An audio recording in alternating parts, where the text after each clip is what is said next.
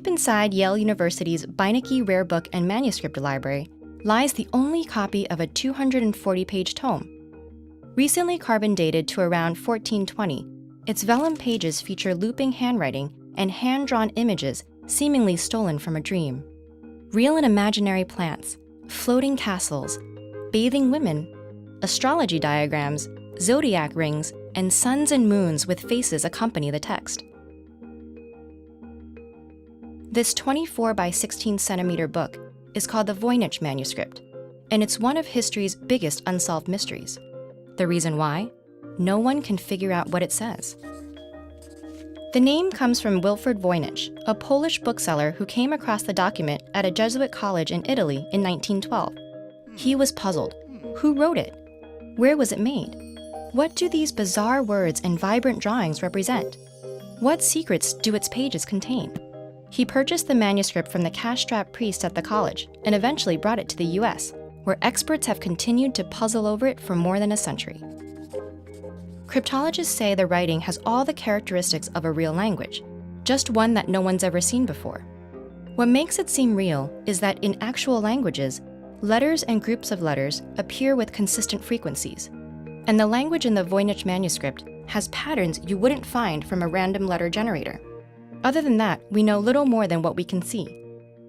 The letters are varied in style and height. Some are borrowed from other scripts, but many are unique.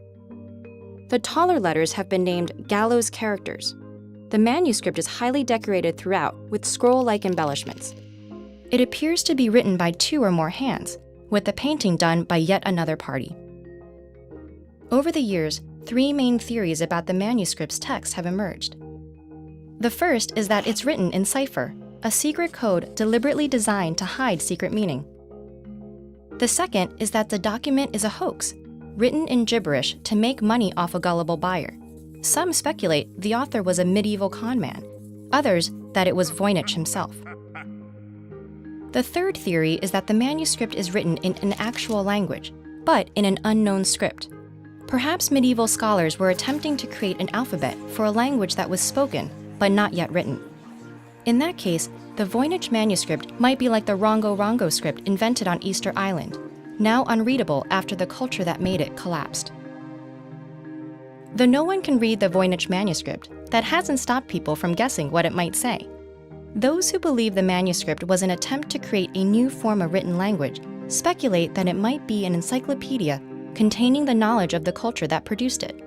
Others believe it was written by the 13th century philosopher Roger Bacon, who attempted to understand the universal laws of grammar. Or in the 16th century, by the Elizabethan mystic John Dee, who practiced alchemy and divination. More fringe theories hold that the book was written by a coven of Italian witches, or even by Martians. After 100 years of frustration, scientists have recently shed a little light on the mystery. The first breakthrough was the carbon dating. Also, contemporary historians have traced the provenance of the manuscript back through Rome and Prague to as early as 1612, when it was perhaps passed from Holy Roman Emperor Rudolf II to his physician, Jacobus Sinapius. In addition to these historical breakthroughs, linguistic researchers recently proposed the provisional identification of a few of the manuscript's words. Could the letters beside these 7 stars spell Tarun, a name for Taurus, a constellation that includes the 7 stars called the Pleiades? Could this word be Centauron, for the centurion plant in the picture? Perhaps, but progress is slow. If we can crack its code, what might we find? The dream journal of a 15th century illustrator? A bunch of nonsense? Or the lost knowledge of a forgotten culture? What do you think it is?